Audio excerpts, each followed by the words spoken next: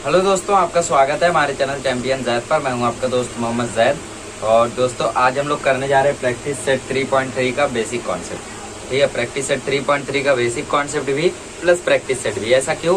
क्योंकि उसमें जो एक्सरसाइज है उसमें सिर्फ 3 क्वेश्चन है, तो उनको कराने में ज़्यादा टाइम लगेगा नहीं। बेसिक कॉन्सेप्ट तो वैसे भी 5-6 मिनट का है। ठीक है, तो इसलिए मैंने ऐसा तय किया है कि एक ही वीडियो में दोनों करा देंगे।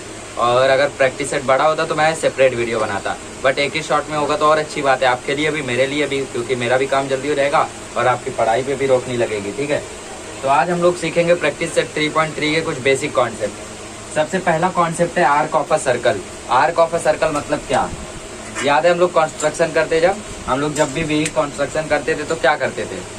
जैसे 4th चैप्टर में हम लोगों ने कंस्ट्रक्शन किया है, हमने कंस्ट्रक्शन किया लास्ट ईयर भी 6ठे चैप्टर में। तो हम लोग कैसे करते थे? देखो समझ लो एक सरकम सर्कल याद है आपको? ट्रायंगल बनाते थे और फिर उसके बाद इसको हम लोग डिवाइड करते थे, ऐसे ऐसे ऐसे ऐसे बनाते थे, ऐसे ऐसे ऐसे ऐसे ऐसे बनाते थे। फिर उसके बाद जहाँ पॉइंट पे मिलता था यहाँ पे रखने के बाद हम लोग ऐसा घुमा देते थे तो सरकम सर्कल बन जाता था। याद नहीं दिला रहा हूँ, देखो क्या बोलना चाहता हूँ। हम लोग जब ऐसे रख के ऐसे जो मारते थे इसको क्या बोलते थे हम लोग? इसको बोलते आर्क, हिंदी में इसको बोलते चाप। तो आर्क जो हम लोग मारते हैं उसका मतलब क्या? यही आर्क को अगर मैं ऐसा कर रहा हूँ, थोड़ा सा मार रहा हूँ तो उसको मैं बोलूंगा आर्क। लेकिन अगर यही राउंडर में पूरा घुमा दूं तो ये बन जाएगा सर्कल। कई सारे आर्क से मिलके बनता है हम लोगों का सर्कल। तो आर्क, सर्कल का आर्क मतलब क्या? एक सर्कल है यहाँ पे, ठीक है, ये उसका पूरा आर्क है। और पूरे आर्क का जो मेजरमेंट होता है वो हम सब जानते हैं, वो होता है 360 degree. Total major of arc होता है 360 डिग्री। अगर मैं यहाँ पे एक लाइन खींच दूं, लाइन खींचूंगा तो ये आर्क 2 पार्ट में बढ़ गया, एक नीचे वाला आर्क, एक ऊपर वाला आर्क। इसको नाम दे दो, इसको नाम दे दो AXB, इसको नाम दे दो AOB। तो यहाँ पे जो AOB है उसको मैं बोलूंगा मेजर आर्क, क्योंकि वो मेजर पार्ट ऑक्यूपाई कर रहा है। और जो AXB है उसको मैं बोलूंगा माइनर आर्क। क्या बोलूंगा मैं उसको मैं बोलूंगा माइनर आर्क। और अगर यही सर्कल पे मैं लाइन बीच में से खींच दूं तो आर्क 2 पार्ट में डिवाइड हो गए, मतलब ये इक्वल आर्क हो गए। ठीक है, तो यहाँ पे मतलब ये 180 डिग्री का हो गया, ये 180 डिग्री का हो गया। तो प्रैक्टिस सेट 3.3 में आपको क्वेश्चंस कैसे आएंगे? आपको क्वेश्चन आएंगे, ये आर्क अगर 80 डिग्री का है, समझ लो ये आर्क आपका 80 डिग्री का है, तो भैया ये आर्क कितने का होगा? वरना इसमें 3-4 लाइन खींच देगा, ऐसा कर देगा। देखो इस तरीके से कर देगा। यहाँ पे आपका 60 डिग्री है, ये 40 डिग्री है, पूरा लेंथ 360 डिग्री है। और अगर इतने की सिर्फ बात करें तो ये आपका 200 डिग्री है। तो फाइंड करो ये कितना होगा, वो कितना होगा, ये कितना होगा। तो ऐसे क्वेश्चंस आपको आएंगे। तो 2 चीजें आपको पता रहनी चाहिए, माइनर आर्क क्या है, मेजर आर्क क्या है, और दूसरी चीज पूरा मेजरमेंट कितना होता है सर्कल का। पूरे आर्क को अगर हम लोग टोटल करेंगे तो हमें मिलेगा 360 डिग्री। अगली प्रॉपर्टी आपकी बुक में क्या देख रखी है? अगली प्रॉपर्टी है property of sum of major of arc. इसका मतलब क्या होता है? ये आपका कॉर्ड है, ये AB आपका कॉर्ड है। तो इसका मतलब क्या होता है कि अगर वो सर्कल में जहाँ पे कॉर्ड बना हुआ है उसके नीचे का जो आर्क होगा, उसका जो करस्पॉन्डिंग आर्क होगा, उन दोनों की लेंथ इक्वल होगी, उन दोनों का मेजरमेंट इक्वल होगा, उन दोनों का थीटा इक्वल होगा। For example here we have a circle, here we have a chord. तो ये कॉर्ड जो है वो इस सर्कल, इस आर्क से करस्पॉन्डिंग है। तो इस कॉर्ड का जो मेजर होगा वो इस आर्क के इक्वल होगा। इसको बोलते हैं corresponding chord corresponds to equal arc. ठीक है, यहाँ पे हम लोगों को दिया गया है congruent chord corresponds to congruent arc. इस तरीके से आपका ये थ्योरम है। प्रॉपर्टी बहुत बड़ी लिखी हुई है इसलिए हम लोगों ने इसको छोटा नाम दिया, that is congruent chord correspond to congruent arc. ठीक है, कॉर्ड अगर कॉन्ग्रेंट है तो आर्क भी कॉन्ग्रेंट रहेगा, इस तरीके से। और property of sum of major of arc में यही है कि अगर हम लोग टोटल करेंगे कि आर्क का तो हम लोगों को 360 डिग्री मिलेगा। जैसे हम लोगों को एक क्वेश्चन दिया गया ऑलरेडी, सॉल्व करेंगे एक एक करके। ये समझा? Congruent chord to correspond to congruent arc. अब इसी के जस्ट अपोजिट एक है, अगर यहाँ पे 2 आर्क कॉन्ग्रेंट है तो उनका दोनों का कॉर्ड कॉन्ग्रेंट होगा। ये कॉर्ड और ये कॉर्ड कॉन्ग्रेंट है तो ये दोनों आर्क का लेंथ इक्वल होगा, क्योंकि ये कॉर्ड से ये कॉन्ग्रेंट है, ये कॉर्ड से ये कॉन्ग्रेंट है, दोनों कॉर्ड इक्वल है तो दोनों आर्क इक्वल होगा। इसका मतलब सीधा सीधा ये है भैया कि अगर आपके सर्कल में 2 कॉर्ड है तो उनका जो करस्पॉन्डिंग आर्क होगा वो इक्वल होगा। ये कॉर्ड है, इसका ये आर्क इक्वल होगा, ये कॉर्ड इसका ये आर्क इक्वल होगा, ये कॉर्ड है, दोनों का इक्वल होगा क्योंकि 20 से डिवाइड कर रहा है। ये कॉर्ड है तो ये आर्क इक्वल होगा। ठीक है, ये कॉर्ड है तो ये आर्क इक्वल होगा। इस तरीके से आपको पूरा समझना है इसमें। ठीक है, तो हम लोगों ने कई सारी चीजें देखी। पहले sum of major of arc देखा, और फिर आर्क क्या होता है वो देखा, मेजर आर्क देखा, माइनर आर्क देखा। टोटल मेजरमेंट कितना होता है आर्क का? Sum of major of all arcs in a circle, ये सी है यहाँ पे, in a circle is 360 degree. Total measurement जो होता है आर्क का वो होता है 360 डिग्री। समझा कितना इजी पार्ट है। 360 डिग्री को तो सब कुछ समझ गए, 5 मिनट में सब कुछ समझ गए। अब एक सीधी प्रॉपर्टी बची हुई है, वो प्रॉपर्टी एक्सप्लेन कर देता हूँ, फिर हम लोग करेंगे अपनी एक्सरसाइज। ठीक है, तो guys property of central angle final part है, अच्छे से समझ लीजिए। समझ लीजिए मेरे पास एक सर्कल है ये, ठीक है। सर्कल पढ़ा के मेरा सर्कल थोड़ा अच्छा बनने लगा है अभी, ठीक है। यहाँ पे एक सेंटर है, इसका सेंटर से अगर मैं एक लाइन, एक रेडियस यहाँ खींचू, दूसरा रेडियस यहाँ खींचू, तो मतलब यहाँ पे एक एंगल बनेगा। इस एंगल को नाम दे देता हूँ थीटा, इसको दे देता हूँ ए, इसको दे देता हूँ बी, सेंटर का नाम दे देता हूँ ओ। तो सेंट्रल एंगल प्रॉपर्टी क्या कहती है? हम लोगों का एंगल एओबी क्या है? एंगल एओबी, एच नहीं है, AOB is a central angle. Angle AOB क्या है हम लोगों का? वो है सेंट्रल एंगल। तो सेंट्रल एंगल प्रॉपर्टी क्या कहती है कि सेंट्रल एंगल के सामने वाला जो आर्क होगा वो सेंट्रल एंगल के मेजरमेंट के इक्वल होगा। मतलब ये थीटा जितना होगा वही इतने आर्क का लेंथ भी होगा। It means angle AOB will be equal to measure arc A B.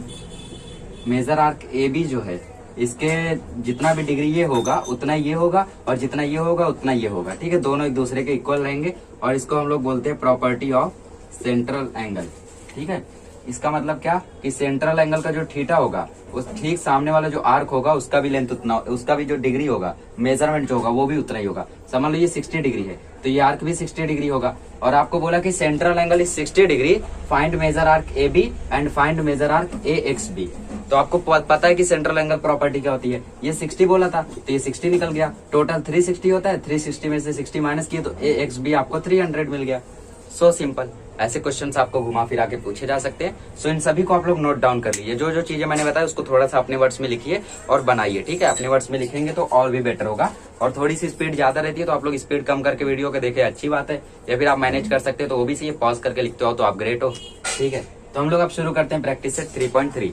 चलिए शुरू करते हैं। तो गाइस क्वेश्चन नंबर 1 में आपको बोला है, आपकी स्क्रीन पर लिखा हुआ पढ़िए। In figure 3.37 point GDEF are concyclic point of a circle with centre C.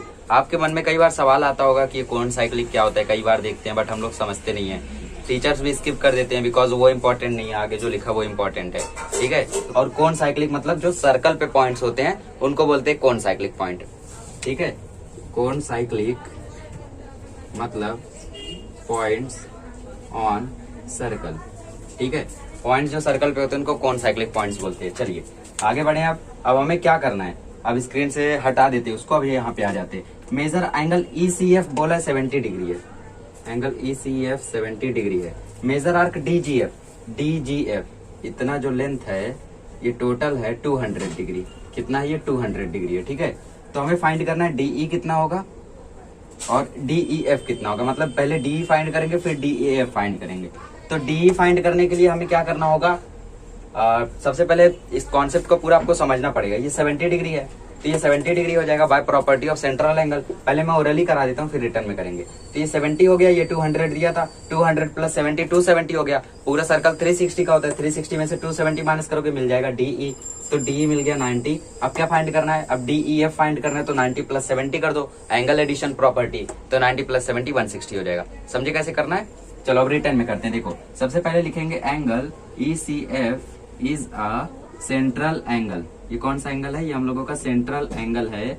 Therefore measure arc EF will be equal to angle ECF, या फिर इसको उल्टा भी लिख सकते हो, that angle ECF is equal to measure arc EF by property of, कौन सी प्रॉपर्टी यहाँ पे लगी है? सेंट्रल एंगल, ठीक है। हम लोग उल्टा क्यों लिख रहे हैं? ताकि हम लोगों को डायरेक्ट आंसर मिल जाए। देखो हम लोगों को एंगल ECF मालूम है तो angle measure arc EF is equal to angle ECF की मेजरमेंट लिख दो 70 डिग्री, डायरेक्ट मिल गया। उल्टा लिखते तो इधर उधर करना पड़ता, ठीक है। मेजर आर्क EF मिल गया। अब हमें क्या चाहिए? अब हमें DE चाहिए। DE पता रहने के लिए हमें सबको प्लस करना होगा, सबको प्लस करके इक्वल लिखना होगा 360 डिग्री। तो सबको प्लस करो, ऐसे करेंगे। मेजर आर्क DGF ले लिए, अब FE लेते हैं तो मेजर आर्क EF लिख लो इसको, और मेजर आर्क DE, तो मेजर आर्क DE ये सब किसके इक्वल होंगे? सबका प्लस करेंगे तो 360 degree, because sum of major of all the arcs is 360 degree. Sum of major of all the arcs is 360 degree. DGF हमें बोला है 200 डिग्री, रख दो 200। EF हम लोगों ने निकाला 70, रख दो। हमें DE फाइंड करना है तो DE को मत रखो, तो ये हो गया इज इक्वल टू 360 डिग्री। तो ये दोनों हो गया 270 degree plus major arc DE is equal to 360 degree. ठीक है, अब 270 यहाँ जाके माइनस हो जाएगा, तो देखो measure arc DE is equal to 360 minus 270, तो आंसर मिल जाएगा 90 डिग्री। ठीक है, तो measure arc DE is equal to 90 degree. So simple, DE मिल गया 90 डिग्री। अब इसको और इसको ऐड कर दो तो हम लोगों को DF मिल जाएगा। देखो कहाँ पे कराऊं मैं, बोर्ड में देखता हूँ, यहाँ पे ज्यादा जगह है। देखो यहाँ पे लिखेंगे major arc DEF is equal to measure arc DE plus major arc EF, दोनों का प्लस कर दो। EF हम लोगों ने निकाला है ऑलरेडी, कितना निकला है, EF हम लोगों का 70 है और DE अभी निकाले 90, तो ये हो जाएगा 160 डिग्री। ठीक है, तो मेजर आर्क DEF कितना हो गया, ये हो गया 160 डिग्री। सो सिंपल, बस आपको लगाने आना चाहिए। एक बार आप शुरू हो गए ना, फिर आप रुक नहीं सकते। जैसे यहाँ से आपको शुरू होना था, शुरू हो ही नहीं पा रहे हो तो रुकोगे कैसे, तो आपको शुरू होने आना चाहिए। 70 है तो ये 70 है, 90 है, 200 है, तो ऐसे ऐसे वैसे वैसे ऐसे आपको करना है। ठीक है, आप इस टाइप के बहुत सारे क्वेश्चंस को प्रैक्टिस कर सकते हो। हालांकि मैं PDF नहीं प्रोवाइड कर सकता, कारण मैं बता चुका हूँ क्यों नहीं कर सकता, मजबूर हूँ। तो आप लोग क्या करो, 200 दिया 180 कर दो, इसको मत लो, सेंट्रल एंगल की जगह इसको मालूम करो, इसको निकालो, इससे ये करो, इससे वो करो। आप अपने दोस्त को बोलो तू मेरे को ऐसा क्वेश्चन बना के दे और मैं तेरे को ऐसा क्वेश्चन बना के देता हूँ, या फिर आपके भाई भी 10th में है तो आप अपने भाई से बोलो हम लोग ऐसा ऐसा क्वेश्चन बना के प्रैक्टिस करते हैं। तो इस तरीके से आप लोग प्रैक्टिस कर सकते हो। ठीक है, ये सब प्रैक्टिस बहुत ही अच्छी होती है, और अगर आपका भाई या फिर आपकी बहन भी 10th में है तो ये आपके लिए बहुत अच्छी बात है। आप दोनों एक दूसरे के साथ प्रैक्टिस करो, बहुत अच्छी बात होगी। ठीक है, तो आप उसको एक क्वेश्चन दो, वो आपको एक क्वेश्चन देगी, 5 क्वेश्चन दो, 5 क्वेश्चन लो, प्रैक्टिस पेपर बनवा लो, सैंपल पेपर बनवा लो। जो मैंने सैंपल पेपर प्रोवाइड किया उनको सॉल्व करो, आप उसका चेक करो, वो आपका चेक करेगी, कई बार चेक करो, एक बार तो आउट ऑफ आ ही जाएगा। तो इस तरीके से प्रैक्टिस करो। ठीक है, तो चलिए पहला क्वेश्चन लिख लीजिए, फिर करते हैं हम लोग अगला क्वेश्चन। तो गाइस अगला क्वेश्चन हम लोगों का दे के रखा है, क्वेश्चन नंबर 2 बोला है कि triangle QRS is an equilateral triangle. Figure उगर नंबर छोड़ो, मेन बात पे आओ। ट्राइंगल कैसा, इक्विलेटरल है। ठीक है, इक्विलेटरल ट्राइंगल का कई सारा मतलब होता है। पहला, उसका सारा साइड सेम होगा। दूसरा, उसका सारा एंगल सेम होगा। तीसरा, उसका हर एक एंगल 60 डिग्री होगा। बिकॉज सब एंगल सेम है तो सबको x ले लो, तो 3x इज इक्वल टू 180 हो जाएगा, क्योंकि पूरा मेजरमेंट करेंगे तो 180 आएगा। तो 3x इज इक्वल टू 180, तो x का वैल्यू 180/3, तो x का वैल्यू 60। इस तरीके से हर एक एंगल 60 डिग्री होता है, तो लिख लेते भाई। ठीक है, इक्विलेटरल ट्राइंगल है तो ये 60 डिग्री होगा, ये भी 60 डिग्री होगा, ये भी 60 डिग्री होगा, ये तीनों इक्वल होंगे। ये लाइन क्या दर्शाती है, लाइन दर्शाती है कि तीनों साइड सेम है। अगर तीनों पे एक एक बना रहे, अगर यहाँ पे 2 बना रहता, यहाँ पे 2 बना रहता, यहाँ पे 1 बना रहता, इसका मतलब कि ये दोनों सेम है, एक नहीं सेम है। ठीक है, इस साइन को आप लोग देख रहे हो कई दिनों से, कई सालों से देख रहे हो, बट आप लोग आज तक नहीं समझ पाए होगे, हो सकता है। ठीक है, चलिए तो ये हो गया QRS हम लोगों का हो गया। F लिखा है मैंने, इवेंचुअली ये S है। ठीक है, QRS is an equilateral triangle. Equilateral triangle है मतलब साइड सेम होगा, बट ये जो ट्राइंगल है ये सर्कल में बना हुआ है, मतलब ये आपका कॉर्ड है। देखो chord QR, chord RS, chord QS। ठीक है, तो साइड वो क्या है, वो कॉर्ड है इवेंचुअली। तो प्रूव करना है, पहला प्रूव करना है कि आर्क जो होगा, ये वाला आर्क, ये वाला आर्क, ये वाला आर्क इक्वल होगा। तो अगर किसी तरीके से हम लोग तीनों कॉर्ड को इक्वल बता दें, जो कि ऑलरेडी है, तो हम लोगों का आर्क इक्वल हो जाएगा। हम लोगों ने एक प्रॉपर्टी पढ़ी है, congruent chord correspond to congruent arc, ये ना पढ़ा ना अभी थोड़ी देर पहले, उसी से करना है बस। देखो कैसे, सबसे पहले लिखेंगे in triangle QRS chord QR congruent to chord RS। यहाँ पे लिखोगे साइड्स ऑफ इक्विलेटरल ट्रायंगल। ठीक है, फिर उसके बाद इसको दे दो नंबर 1, फिर उसके बाद लिखोगे chord RS congruent to chord QR, इसको दे दो नंबर 2। यहाँ पे भी लिखोगे साइड्स ऑफ इक्विलेटरल ट्रायंगल।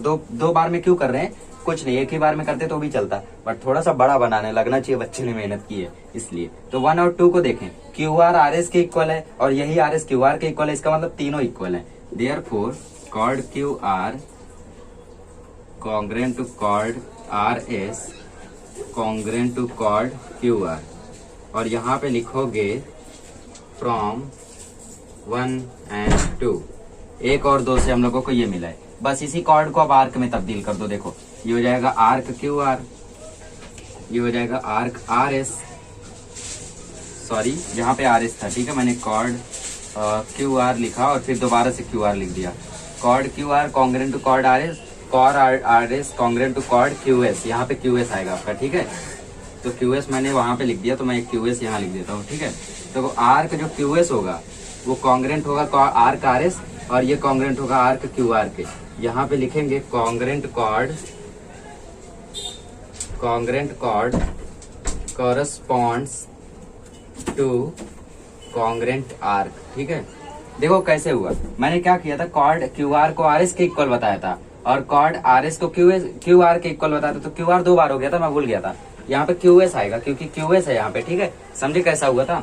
तो फिर चारों को इक्वल लिख दिया। चारों को इक्वल लिखने की जरूरत नहीं क्योंकि ये दोनों सेम है, तो इन दोनों को एक ही बार लिखा, तो तीनों इक्वल आ गए। कॉर्ड इक्वल आ गए तो आर्क भी इक्वल हो गया। By the property of this, तो हम लोगों ने पहला वाला प्रूफ कर दिया। दूसरा प्रूफ करना है कि measure arc Q R S, मतलब क्यू आर एस का जो मेजरमेंट होगा वो इक्वल होगा 240 डिग्री के। ये हम लोगों को प्रूफ करना है, ठीक है। तो आप लोग इसको लिख लीजिए, फिर मैं करता हूँ दूसरा वाला क्वेश्चन। काफी ज्यादा इजी है, डोंट वरी अबाउट दैट। तो गाइस अगर यहाँ पे कॉर्ड इक्वल है तो आर्क भी इक्वल होगा। हमने पिछली बार ही प्रूफ किया, ठीक है। तो हम लोगों को चाहिए कौन कौन, हमें चाहिए क्यू आर एस, मतलब हमें चाहिए क्यू आर और आर एस, ठीक है। तो यहाँ पे ऐसे लिखेंगे, देखो measure arc Q R is equal to measure arc R S is equal to measure arc Q S. कहाँ से लिखेंगे ये हम लोग ये लिख रहे हैं फ्रॉम 1 and 2। पिछला वाला ही कॉन्सेप्ट उठाओ, ठीक है। अब ये तीनों के तीनों इक्वल हैं, तो हम लोग क्या करते हैं, तीनों को इक्वल ले लेते हैं एक्स के। Let measure arc Q R is equal to measure arc R S is equal to measure arc Q S is equal to X. X के इक्वल लेने से क्या होगा मैं भी बताता हूँ। अब ये तीनों का लेंथ हम लोगों ने एक्स अज्यूम कर लिया क्योंकि तीनों कॉन्ग्रेंट है। एक्स ले लो, ए ले लो, बी ले लो, सी ले लो, जो मन करता है वो ले लो, बट मैथमेटिकली ज्यादा एक्स अज्यूम करते हैं तो मैंने एक्स लिया है, ठीक है। तो तीनों का एक्स है, अगर मैं तीनों को जोड़ूंगा तो मुझे मिलेगा टोटल 360, और तीनों की जगह मैं जोड़ते समय लिखूंगा एक्स क्योंकि तीनों एक्स के इक्वल है। अब देखो प्रूफ हो जाएगा। तो यहाँ पे लिखेंगे major arc Q R plus major arc R S plus major arc Q S, ये इक्वल हो जाएगा 360 डिग्री के। और यहाँ पे लिखेंगे sum of all arcs of a circle is 360 degree, ठीक है। या फिर लिख सकते हो sum of all the arcs, छोड़ दो वहां पे। अब ये तीनों एक्स है तो X plus X is equal to 360, directly इतना बड़ा कर दिया। तो 3x इज इक्वल टू 360 थोड़ा और छोटा हो गया, x इज इक्वल टू 360/3 थोड़ा और छोटा हो गया, तो x की वैल्यू आ गई 120 डिग्री। तो मुझे अगर x 120 मिला, इसका मतलब ये 120 है, ये भी 120 है, ये भी 120 है। इसका मतलब पहला आर्क 120 है, दूसरा आर्क 120 है, तीसरा आर्क 120 है। हमें चाहिए Q R S, Q R 120 R S 120, दोनों को प्लस करेंगे तो 240 मिलेगा। That's what we have to proof. यहाँ पे प्रूफ करते हैं, देखो कैसे करेंगे। Measure arc Q R S is equal to measure arc Q R plus major arc R S. ये 120, ये 120 हो गया 240, hence proved measure arc Q R S. थोड़ा प्रॉपर लिख लेते हैं, major arc Q R S is equal to 240 degree. यही तो प्रूफ करना था ना, देखो सो सिंपल, ठीक है। लिख लीजिए इसको और फिर हम करते हैं अगला क्वेश्चन जो कि बहुत जल्दी हो जाएगा, ठीक है। इसको लिख लीजिए। तो आइए गाइस आखिरी क्वेश्चन फटाक से कर लेते हैं, ठीक है। सर्कल फिर से इम्प्रॉपर बनाए बट आपके अंडरस्टैंडिंग के लिए काफी है। इसमें बोला कॉर्ड ए बी जो है वो कॉर्ड सी डी के कॉन्ग्रेंट है। Chord A B chord C D are congruent. Prove that chord arc C मतलब ये, आर्क बी डी मतलब ये दोनों कॉन्ग्रेंट है, ऐसा हमें प्रूव करना है, ठीक है। तो ए सी और बी डी कॉन्ग्रेंट है, इसके लिए हमें क्या करना होगा, पहले ए बी और सी डी को कॉन्ग्रेंट बताना होगा आर्क को। कॉर्ड ऑलरेडी कॉन्ग्रेंट है तो आर्क भी कॉन्ग्रेंट होगा। ज्यादा बात नहीं करता हूँ, ठीक है। देखो chord A B congruent to chord CD. This is what we have given. Now arc AB congruent to arc CD. Theorem पढ़े ना ये वाला, आर्क ए बी जो होगा वो आर्क सी डी के कॉन्ग्रेंट हो जाएगा। क्यों कॉन्ग्रेंट हो जाएगा, क्योंकि कॉन्ग्रेंट कॉर्ड है और कॉन्ग्रेंट कॉर्ड करस्पॉन्ड करता है कॉन्ग्रेंट आर्क को। इस तरीके से ये कॉन्ग्रेंट हो गया। अब बस यही आपका प्रूफ होने वाला है। ए बी को 2 पार्ट कर लो, सी डी को 2 पार्ट कर लो। ए बी को लिखो ए सी प्लस सी डी, ये हो जाएगा measure arc A C plus major arc C B. Congruent है मतलब इक्वल, ठीक है। थोड़ा सा अलग स्प्लिट करो, अब यहाँ करो और यहाँ करो। तो सी डी का क्या लिखेंगे, C B plus B D, ये हो जाएगा measure arc C B plus major arc B D. अब क्या होगा, सी बी कट जाएगा, कॉन्ग्रेंट है तो बचा क्या, बचा measure arc A C equal to measure arc B D. ठीक है, कॉन्ग्रेंट लगाओ क्योंकि आंसर में कॉन्ग्रेंट आ गया। देखो arc A C arc B D, बस क्या है मेजर नहीं लिखा हुआ तो मत लिखो, उससे कोई फर्क नहीं पड़ता। तो arc A C congruent to arc B D, खत्म। 3 लाइन का प्रूफ है, सबसे इजी है। मैं तो बोलता हूँ प्रैक्टिस सेट 3.2 सबसे ज्यादा इजी है पूरे सर्कल चैप्टर में। नहीं है आपके लिए नहीं होगा भाई, जैसे जैसे प्रैक्टिस करोगे सब कुछ इजी हो जाएगा। तो गाइस लगे रहिए, प्रैक्टिस करते रहिए, वीडियोस को देखते रहिए और अगले लेक्चर में मिलेंगे तो 3.4 का पहले बेसिक कॉन्सेप्ट सॉल्व करेंगे। After that we will go to the practice set. Keep watching the channel champion Zaid. Thank you so much.